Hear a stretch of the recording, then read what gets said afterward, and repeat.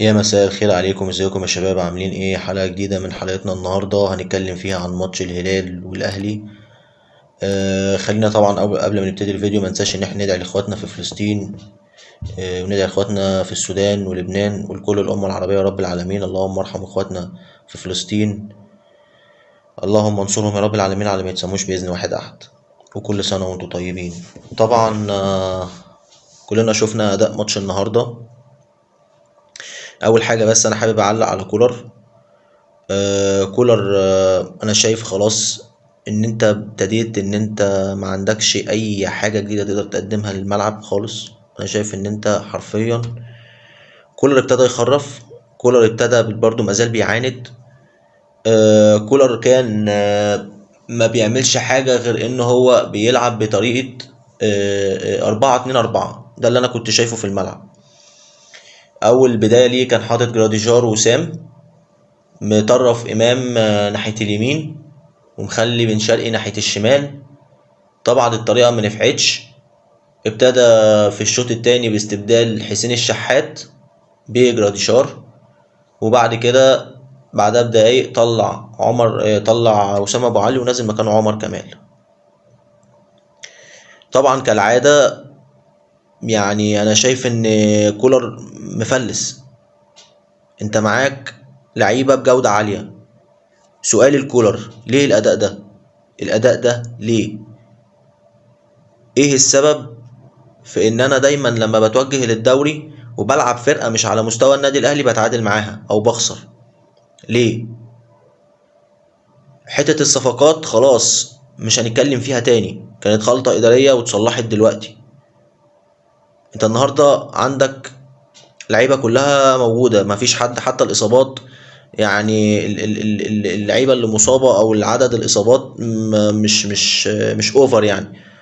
انت دلوقتي وسام ابو علي بقى معاك، ودلوقتي محمد هاني بقى معاك، في ناس كتير رجعت من الاصابه. فحته ان انت بتلعب بالطريقه المستفزه دي، حرفيا اداء مستفز. الهلال النهارده عمل كام كوره خطر على النادي الاهلي، كان وارد ان هو يتعادل. احنا لولا كوره محمد هاني ما كنا زماننا خرجنا عادي متعادلين ولا كأن حصل اي حاجه. النهارده الهلال كان بيستغل الهجمه المرتده والكرات العرضيه فقط لا غير. انت بتلاعب فرقه مش على مستواك اصلا، مش على مستواك اصلا، وبتقدم اداء فني زي الزفت، زي الزفت حرفيا. مفيش اي جديد بتقدمه. فطبعا انا شايف ان كولر خلاص يعني نبتدي ان احنا ندور على مدرب من دلوقتي، لان احنا لو بالرفاهيه اللي هو فيها دي لو دخلنا بالمستوى ده في كاس العالم للانديه احنا هنتشلوح حرفيا. احنا مش رايحين نقابل كمان الهلال السوداني ورايحين نقابل سان داونز ورايحين نقابل، لا احنا رايحين بورتو نشوف انتر ميامي. عندنا فرق كبيره جدا، ما ينفعش ان احنا نروح بالمستوى للاسف مخزي، مستوى مقرف. طبعا بالنسبه للتحكيم، التحكيم النهارده برضو كان زي الزفت. يعني انا شايف ان اداء التحكيم النهارده كان زي الخرا. يعني ايه ده؟ إيه الاداء ده؟ ايه القرف ده؟ لعيبه الهلال بتقع فاول، لعيبه الاهلي تقع مش فاول. يا عم في ايه يا عم؟ حاجه في كميه القرف. كرة ما خرجتش حتى اللي هي بتاعت حسين الشحات، ولقاها مرة واحدة الحكم بيصفر بيقول له الكرة اوت. حسين الشحات حاسة يعني حتى انبهر، يعني اوت ازاي؟ ازاي اوت؟ مع طبعا اختلافي طبعا حسين الشحات برضو مستواه مش حلو، مازال برضو مستواه مش موجود. يعني النهارده الفرقة كلها حرفيا ما فيهاش غير أربعة بس هم اللي كانوا موجودين في الملعب، اللي أنا كنت شايفهم فايقين وكانوا بيحاولوا إن هم يعملوا حاجة.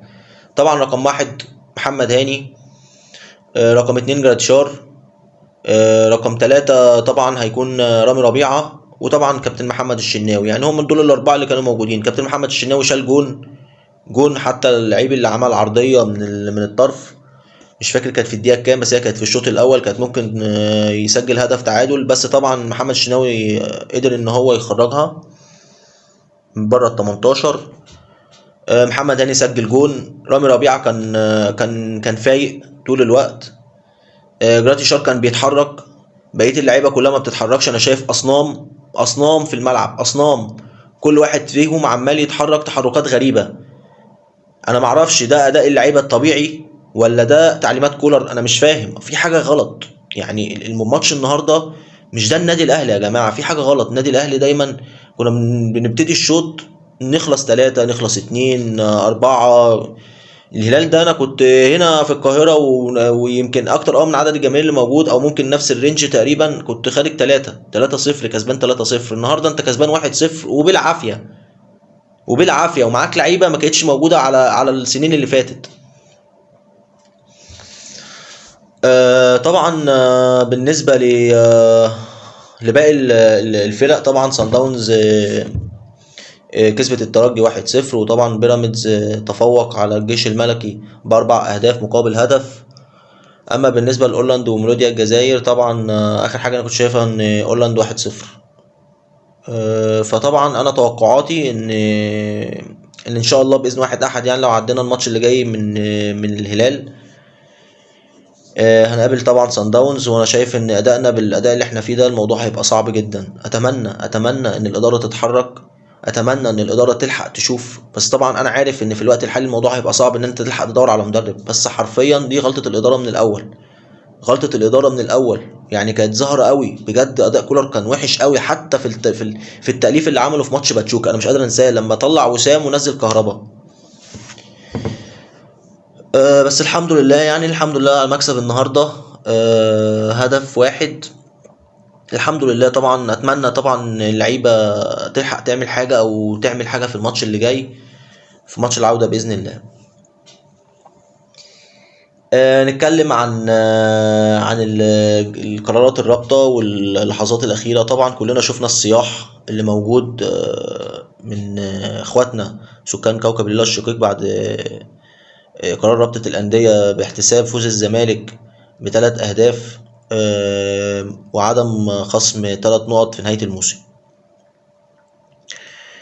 طبعا الناس، الإعلام اللي بيتقال عليه محايد اللي هو كله للأسف زملكاوي، كابتن هاني الشطور، كابتن هاني الشطور، ناس كتيرة جدا، أستاذ مدحت العدل، غيره. صياح طبعا على كمية بوستات بتنزل. طبعا أحمد عفيفي من ضمن المنظومة، يعني مش هننساه، الاتش ار أحمد عفيفي من ضمن المنظومة، كلهم بيتكلموا ان القرار ده فساد وان مش عارف ايه، مع ان نفس الكلام اللي كان بيحصل مع الزمالك خلال الفترات اللي فاتت الناس دي ما كانتش بتتكلم عن نفس الفساد. انا من حقي ان انا اعترض على الماتش، لان انا شايف ان التحكيم المفترض ان احنا كنا متمسكين بيه هو تحكيم اجنبي. وانا اتمسكت بالكلام ده من بدايه ما القرعه ما اتعملت، او قبل ما القرعه تتعمل كمان.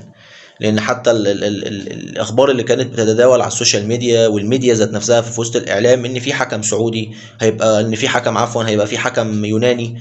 اول حكم كان مفترض ان هو يحكم ماتش كان يوناني، ما جاش. بعد كده قالوا خلاص احنا هنغير الحكم، هنخليه حكم ايطالي، ما جاش. مره واحده سمعنا ان الحكم اللي هيكون موجود في الملعب كابتن محمود بسيوني.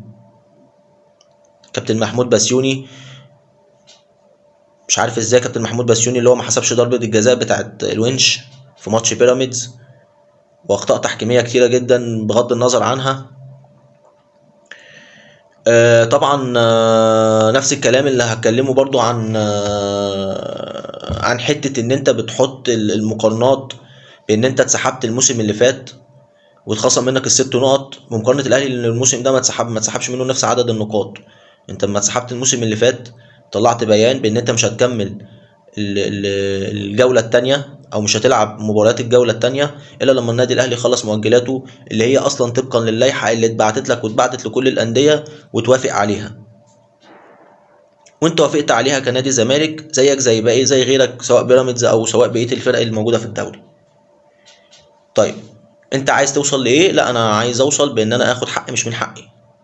انت الماتش اللي انت، حتى الماتشات اللي انت كنت معترض عليها ان النادي الاهلي بيتأجل له ماتشات وان انت مش هتلعب الماتشات بتاعت الدور الثاني، انت اوريدي لعبت حتى ماتشات من الدور الثاني، ده اللي احنا كنا قايلينه السيزون اللي فات. حتى برضو الفكرة اللي انت بتقننها في الملعب ان انا منسحب، انا مش منسحب، انا كل اللي طلبته حكام اجانب وما تنفذش طلبي، ومعايا خطابات وطبقا للوائح انا معايا خطابات، والرابطة حكمت، مجلس الرابطة حكمت بده، بس خلاص الموضوع منتهي.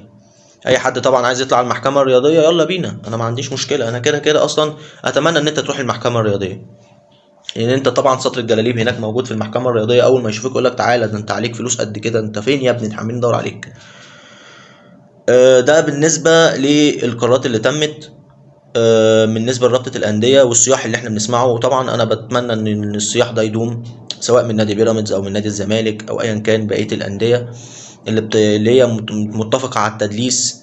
ان انت كنت في الاول عامل مؤتمر، كابتن احمد حسام ميدو اللي كان في الاول ده عمل مؤتمر وقال ان التحكيم المصري بيوجه الدوري لنادي معين والكلام ده كله، وان انا عندي مشاكل مع التحكيم المصري. النادي الاهلي وفر ده بان هو طالب تحكيم اجنبي، رفع ايده من الموضوع وقال انا ما عنديش مشكله، انا موافق ان احنا نجيب حكام اجانب، لان انا كده كده عايز ابقى اجيب حكام اجانب اصلا. في نفس الوقت يطلع اسبوع، يعدي اسبوع والماتش طبعا المفروض ماتش القمه يتلعب، فوجئنا بان الحكم اللي موجود تحكيم مصري، وتمسك نادي الزمالك بالبيان او اتمسك بان هو هيلعب بالتحكيم المصري فرصه، لان النادي الاهلي كان منزل بيان ان هو مش هيستكمل او مش هيروح الماتش، مش هيخوض مباراه القمه الا بتحكيم اجنبي. فده ما كانش انسحاب، يعني انا شايف ان ده ما كانش انسحاب، انا كنت بطالب بحقي. انت كان بيطلع عليك اوقات كنت بتنسحب بسبب كهربا، لان كهربا في الملعب، كنت بتتسحب بسبب ان انت كنت محتاج تاجل لك ماتشات مش من حقك، اتاجلت لك مره وبعد كده اتاجلت لك التانية وعايز تاجل لك التالتة. فانت شايف ان ده فساد، براحتك، انت دايما بتدعي بتعلق شماعتك عليا، فانا شايف ان انت تعلق شماعتك عليا، وانا برضه هعمل اللي انا عايزه في الاخر، وباذن الله يعني الاهلي هياخد الدوري السنه دي باذن واحد احد. طبعا ده بخلاف بيراميدز اللي هو بيزيد في الزيطه، هو انا متضرر ومتضامن مع الزمالك وما كانش عنده مشكله باستخدام حكام اجانب، ومره واحده برضه قالوا لا احنا خلاص هنلغي ان احنا نجيب حكام اجانب.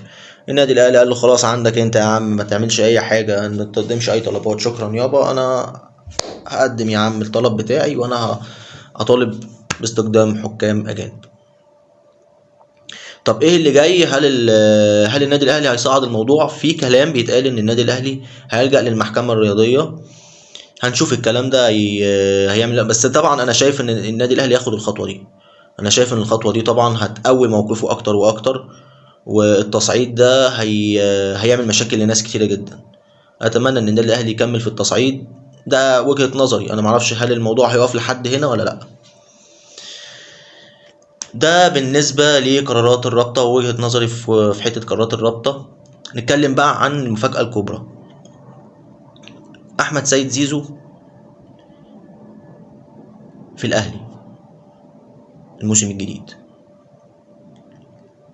في كلام، وده كلام مؤكد، بأن أحمد سيد زيزو أو مش أحمد سيد زيزو عفوا، والد أحمد سيد زيزو قعد مع مسؤولين في النادي الأهلي واتفقوا على المقابل المادي. طبعا والد احمد سيد زيزو معاه توكيل خاص بان هو يتحق له يمضي لاي نادي، فالتوقيع تم، وان شاء الله الموسم الجديد ده زيزو هيبقى موجود في الاهلي. فاتمنى من كل اخواتي وحبايبي ما ينسوش ان هم يفعلوا زر الجرس ويعملوا سبسكرايب للصفحه ولايك للفيديو. اتمنى لكم ان شاء الله الخير، وان شاء الله دايما باذن واحد احد منتصرين باذن واحد احد، وان شاء الله النادي الاهلي هيحقق المكسب الماتش الجاي في الماتش العوده. طبعا بطالب اللعيبه انها تسترجل، بطالب ان احنا ما نركزش في قرارات التحكيم، اتمنى ان احنا نستغل كل ثانيه وكل دقيقه في الملعب عشان نقدر ان احنا نصعد، لان احنا بالمستوى اللي احنا فيه ده، وقلت قبل كده مستوى سيء جدا. فاتمنى ان احنا نشوف الماتشات اللي جايه تبقى ماتشات كويسه، لان انا حاسس ان الاهلي في حاله سيئه جدا جدا، واداؤه يعني بيكسب من غير اداء، انا شايف ان مفيش اداء احنا بنقدمه نهائي، خاصه ان احنا شايفين في الملعب كميه الهرتله والتوهان اللي موجوده فيها اللعيبه، وطبعا احنا كنا شايفين ده في الملعب من بدري، بغض النظر عن التحكيم. بس طبعا احنا مش هنتكلم عن التحكيم ومش هناخدها بشكل اساسي في الموضوع كله، لا، في تاثير من طبعا مدرب الفرقه واللعيبه، في حاجه يعني مش مفهومه، في حاجه محتاجين نفهمها. الاداء اللي فيه النادي الاهلي ده من اول السيزون ايه سببه؟ في حاجات كتيره محتاجين نعرفها، هنشوف الايام اللي جايه ايه اللي هيتم. بس زي ما قلت لكم، ما ننساش ان احنا ندعي ان شاء الله الايام اللي جايه تعدي على خير، وما ننساش ان احنا ندعي لاخواتنا في فلسطين. واختاروا طبعا بان احنا نتضامن مع القضيه باذن واحد احد، وان شاء الله ربنا ينصر اهل فلسطين على اللي ما يتسموش. وكل سنه وانتم طيبين بمناسبه عيد الفطر. استودعكم الله. السلام عليكم.